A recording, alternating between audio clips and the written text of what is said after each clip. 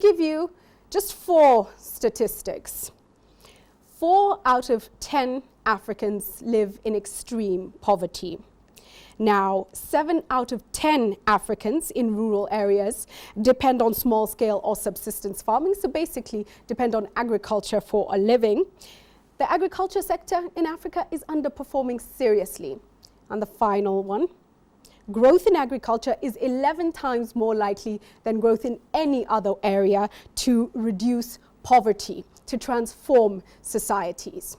And with that, in studio tonight, we have somebody who's just been named the Kenyan ambassador for the campaign, the African campaign, Do Agriculture, that was launched by the One campaign in Addis Ababa this week. This young man joins footballer Yaya Toure and Debanj from Nigeria as an ambassador and advocate for this cause. Let's welcome to our studio now, Juliani. Always great to have you with us. Always good to see you. A young Kenyan really transforming, caring about the country and trying to transform mindsets. So it's an honor to have you in here. Why should young people care about agriculture? Because it's their future. It's their future. They have no choice because for the last 50 years, we've been depending on small-scale farmers and kawaida agriculture. But now we have the next 50 years that we need to embrace some of the best practices in farming so that we secure our future. Why have we failed? It's not a cool, interesting area for many people, although there's potential. We are underperforming, as has been mentioned, access to markets, many other issues, cost of inputs, and so much more. What do we need to do to transform this situation? Right now, everything, we are better off right now because the financings are there, the youth fund and the other people who are more than willing to of course finance agriculture and to push it. But now the issue is that a lot of people don't see it as an opportunity. Urban, rural migration, watu wanakuja Nairobi thinking that white collar jobs and whatever is there for them, and yet they have an opportunity in their rural setting to, of course, to provide for their family and to, of course, contribute to the GDP of the country. Why did you agree to be an advocate for this campaign, Juliani? Because anything that involves young people in the future, I have to be there. So for the last year, we did a tour. It's called Farming in School. And of course, we had meetings, small meetings with young people, but also we did concerts, used music to attract young people into farming. But this year, the AU has declared 2014 as a year of agriculture and food security.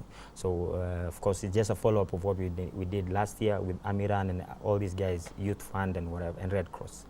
Yeah. The Maputo Declaration, which was signed, I think, about 10 years ago, requires African governments, they committed to spending 10% of their budgets on agriculture. I think to date, only about 8 African countries do so. So what is this campaign? When we say Do Agriculture, and just to let you know, if you're on Twitter, the hashtag is Do Agri, and share your views on this. What are you telling African governments? What do you expect? Example of Kenya. Kenya is like 4.6%, so we need to be at 10%. So, but what we're trying to do is get young people to push for the governments to do something about the situation, because there is no excuse right now for people in Turkana to be starving and dying, and yet we should have a plan on how to cater for that.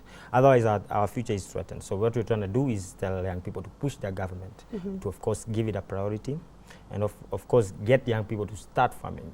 If there needs to be an exodus of watu warudi ushago, then it has to happen, because we are not certain about our future. If we keep we're not certain about our future. That's very positive. That's very powerful. That's very powerful. So less than half of what they should be allocating to agriculture is what our government is allocating. It's under 5%. So what we're saying is we need to tell them 10% at a minimum for agriculture. So keep that in mind. Start to care and start to ask questions. Could you be earning better money if you were in agriculture? It doesn't have to be, a job in the urban center.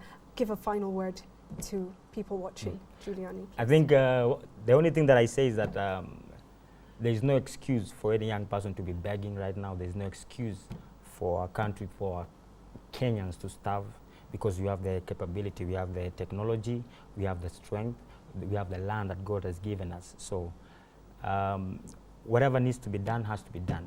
If the government needs to play its part, it has to play its part. The people need to go out and do something about the situation that is happening. So nikiwa mtaani unaniomba 50 bob, na yet you have strength and you have the ability, is a Buddha, because we have a better way of dealing with unemployment and youth, and to take care of our future. Wow. Thank you so much, Juliani, for that. Now, we spoke earlier, we had Chameleon, another Kenyan musician in studio. We spoke earlier with him, we asked him, what do you think of Juliani's appointment? And do you care about agriculture? Does it matter to you? Do you understand the importance of this? Let's take a look at what Chameleon from Uganda had to say. Africa has always been appreciated by the West because of its agriculture. I mean, I'm a farmer myself. I'm a farmer, I do agriculture. That's the reason that when I look at what Julian has been appointed to do, I admire to do the same role as a farmer. So I'm also very happy for him that he's been empowered to show that young people can still be active in agriculture. When I say I'm a farmer, I mean I have goats, I have cows, I have ducks, I have rabbits, I have plantations. So once in a while when I have time, I also visit my farm. I'm not just a farmer that I buy cows and put there. I go and put on my gumboots and then look at and operate. So I really care about agriculture because that's who we are. Africa is agriculture. It's the duty of our leaders to emphasize that Europe still needs our agricultural products.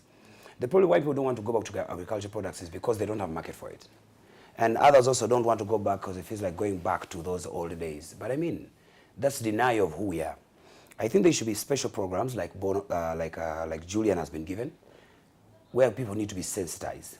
I mean, you walk through Kampala and you see a lot of beer billboards, but you don't see billboards that are emphasizing that advertising agriculture. So we need to have a fair budget of advertisement and sensitization to the people to tell them that agriculture is where we still depend. Ungekuwa nafasi unaishi ati ingekuwa mbali vipi ningekuja nikuone wewe. Ungekuwa na nambari ya simu Facebook au Twitter, lakini hata sura ulificha.